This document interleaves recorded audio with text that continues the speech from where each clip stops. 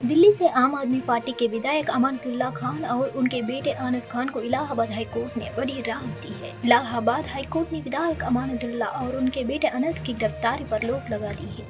Allahabad high court ने नोएडा के phase 1 थाना क्षेत्र में पेट्रोल पंप पर मारपीट और धमकी दिए जाने के मामले में अमानतुल्ला खान और उनके बेटे अनस खान गिरफ्तारी पर रोक लगाने का आदेश दिया है। आप नेता अमानतुल्ला खान और उनके बेटे ने अपनी गिरफ्तारी पर रोक लगाई जाने की मांग को लेकर इलाहाबाद हाईकोर्ट में याचिका दाखिल की थी। जस्टिस सौमित्र दयाल सिंह और जस्टिस शैलेंद्र क्षितिज की डिवीजन बेंच ने बुधवार को इस मामले की सुनवाई के बाद गिरफ्तारी पर रोक के आदेश दिए हैं। नीट यूजी 2024 की परीक्षा और इसके परिणाम को लेकर विवाद जारी है। इस बीच सुप्रीम कोर्ट ने गुरुवार को अहम टिप्पणी करते हुए कहा कि छात्रों को डरने की जरूरत नहीं है। सुप्रीम कोर्ट ने याचिका पर सुनवाई के दौरान कहा, काउंसलिंग होती रहेगी और हम इस पर रोक नहीं लगा रहे हैं। परीक्षा होती है तो सब कुछ समग्रता से होता है, ऐसे में डरने की कोई बात नहीं है। कोर्ट ने कहा कि पूरी तरह से एग्जाम को रद्द कर देना अभी उचित तरीका नहीं है। केंद्र सरकार के वकील ने बताया कि शिक्षा मंत्रालय की गठित की गई 4 सदस्यीय कमेटी ने 1500 से ज्यादा बच्चों के फिर से पेपर कराने का सुझाव दिया है। ये लोग फिर से परीक्षा नहीं देते हैं तो ग्रेस नंबर हटाने के बारे में सोचा जा सकता है। जिन 1567 छात्रों से गैस नंबर दिए गए थे उन्हें 23 जून को परीक्षा देने का विकल्प दिया जाएगा। नेशनल टेस्टिंग एजेंसी ने कहा कि परिणाम 30 जून से पहले आ जाएंगे। दिल्ली हरियाणा के बीच पानी विवाद को लेकर गुरुवार को सुप्रीम कोर्ट में सुनवाई हुई। इस दौरान दिल्ली सरकार के वकील अभिषेक मनु सिंघवी ने कहा कि समस्या के निपटारा के लिए सुप्रीम कोर्ट को एक कमेटी का गठन करना चाहिए। दिल्ली सरकार ने याचिका दायर कर मांग की है कि हरियाणा को तुरंत पानी छोड़ने के लिए निर्देश दिया जाए। इसमें कहा गया है कि हीटवेव और भीषण गर्मी के बीच राजधानी के लोगों को पानी की कमी से जूझना पड़ रहा है। राहुल गांधी को लेकर बड़ी खबर सामने आ रही है। सूत्रों के अनुसार यूपी की रायबरेली और केरल की वायनाड लोकसभा सीट से जीत दर्ज करने वाले राहुल गांधी अपने पास रायबरेली सीट ही रखेंगे। वो केरल की वायनाड सीट छोड़ेंगे। वहीं दूसरी ओर अटकलें लगाई जा रही थी कि प्रियंका गांधी वायनाड सीट से चुनाव लड़ सकती है, लेकिन अब तक वह वायनाड जाने के लिए इच्छुक नहीं है। सूत्रों का कहना है कि प्रियंका गांधी यूपी में ही रहकर संगठन के लिए काम करना चाहती है और कुछ समय तक इंतजार करना चाहती है। पार्टी राज्य सीट से कौन उम्मीदवार होगा, रायबरेली सीट की बात करें तो यह सीट इस बार सोनिया गांधी के चुनाव न लड़ने की वजह से खाली हुई थी। यहाँ से उम्मीदवार को लेकर पार्टी में काफी मंथन हुआ। आखिरी समय में पार्टी ने राहुल गांधी को यहां से उम्मीदवार बनाया। उनके सामने बीजेपी के दिनेश प्रताप सिंह थे। राहुल ने दिनेश प्रताप सिंह को 3.90 लाख वोटों से हराकर इस सीट पर जीत दर्ज की थी। नीट 2024 के रिजल्ट में धांधली को लेकर शिक्षा मंत्री धर्मेंद्र प्रधान ने कहा है कि सरकार इस मामले को लेकर गंभीर है। जो भी दोषी पाया जाएगा उसे सख्त सजा दी जाएगी। उनके इस बयान पर अब कांग्रेस ने पलटवार किया है। कांग्रेस के नेता गौरव गोगोई ने प्रेस कॉन्फ्रेंस में केंद्र सरकार पर निशाना साधा है। गौरव गोगोई ने शिक्षा मंत्री धर्मेंद्र प्रधान पर हमला करते हुए उन्होंने कहा, जांच किया ही नहीं और परिणाम दे दिया। अगर वे सरकारी पदाधिकारियों से पूछेंगे तो उन्हें यही जवाब मिलेगा कि सब ठीक है। बच्चों और उनके माता पिता को ये जानने का अधिकार है कि आप इस निर्णय पर कैसा पहुंचे। प्रधानमंत्री चुप है। शिक्षा मंत्री बिना जांच किए ही कह रहे हैं कि कुछ नहीं हुआ। इस जनादेश के बाद भी इनका अहंकार खत्म नहीं हुआ है।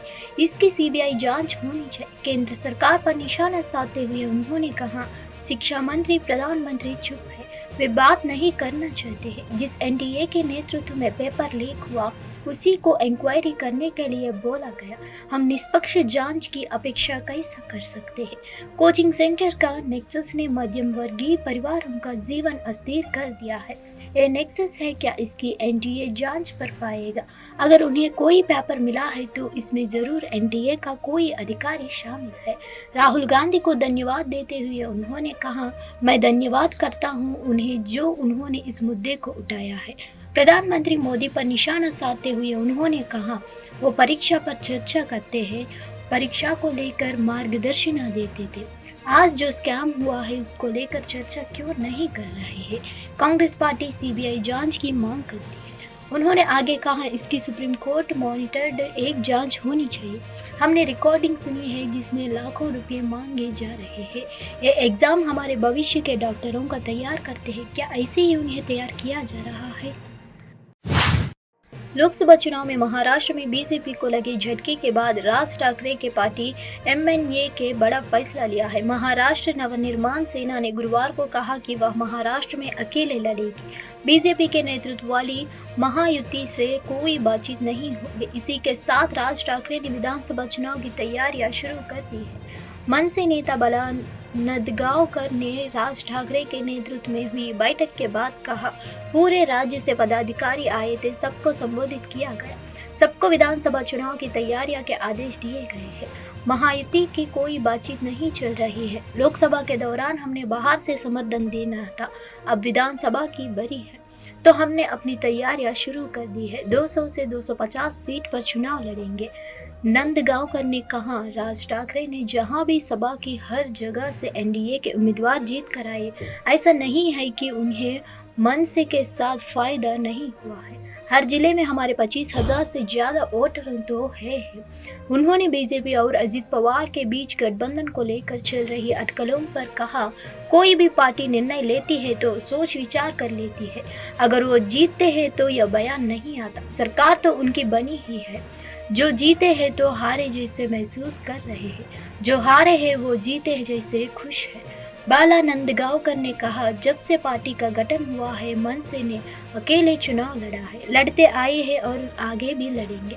महायुति से कोई बात नहीं है, आगे का आगे देखेंगे। ऑल इंडिया मजलिस-ए-इत्तेहादुल मुस्लिमीन ने चीफ असदुद्दीन ओवैसी ने आरएसएस पर निशाना साधा। उन्होंने कहा कि चुनाव के नतीजों के बाद मुल्क के कई हिस्सों में मुसलमानों पर हमलों बढ़ा दिया है। हैदराबाद से सांसद असदुद्दीन ओवैसी ने सोशल मीडिया प्लेटफॉर्म एक्स पर लिखा, चुनाव के नतीजों के बाद मुल्क के कई हिस्सों में मुसलमानों पर हमलों के मामले बढ़ रहे हैं। उत्तर प्रदेश में 2 मौलानाओं को कत्ल कर दिया गया है। अखबार नगर में मुसलमानों के घर पर बुलडोजर चला दिया गया और छत्तीसगढ़ में 2 मुसलमानों को लिंक कर दिया गया है। क्या संघ परिवार मुसलमानों से बदले ले रहा है? हाल ही में उत्तर प्रदेश के मुरादाबाद के कटघर में भैंसियों गांव में स्थित बड़ी मस्जिद के इमाम और मौलाना अकरम की गोली मारकर हत्या कर दी गई है। वहीं प्रतापगढ़ में भी मौलाना फारूक का शनिवार को मर्डर कर दिया गया था। बिहार की काराकाट सीट पर उपेंद्र कुशवाहा की हार के बाद अब सियासी उछाल आ गया है। उपेंद्र कुशवाहा से सुर बदले हुए नजर आ रहे हैं। चुनाव से पहले जहां उपेंद्र कुशवाहा लालू परिवार के खिलाफ जमकर हमला बोल रहे थे, वहीं अब उनके द्वारा लालू यादव को भेजे एक संदेश ने सियासी अटकलें तेज कर दी है। लालू के संदेश ही नहीं, उनकी सीट पर मीडिया में दिए गए एक बयान में भी सियासी हलचल बढ़ा दी है। दरअसल उपेंद्र कुशवाहा काराकाट सीट पर जीत को लेकर पूरी तरह से आश्वस्त थे और लालू परिवार के खिलाफ खूब बयानबाजी कर रहे थे। लेकिन अब लालू के जन्मदिन पर दिए संदेश ने सियासी हलचल तेज कर दी है। उपेंद्र कुशवाहा से जब मीडिया ने पूछा कि आप चुनाव कैसे हार गए हैं, तो इस पर उपेंद्र कुशवाहा ने जवाब देते हुए कहा कि मैं चुनाव हारा नहीं, मुझे साजिश के तहत हरवाया गया। हालांकि उन्होंने खुलकर किसी का नाम नहीं लिया। बता दें कि उपेंद्र कुशवाहा इससे पहले भी कई बार पाला बदलते रहे। अब देखने वाली बात होगी कि उन्हें एनडीए की तरफ से कोई पद दिया जाता है कि वे अपना रास्ता बदलेंगे।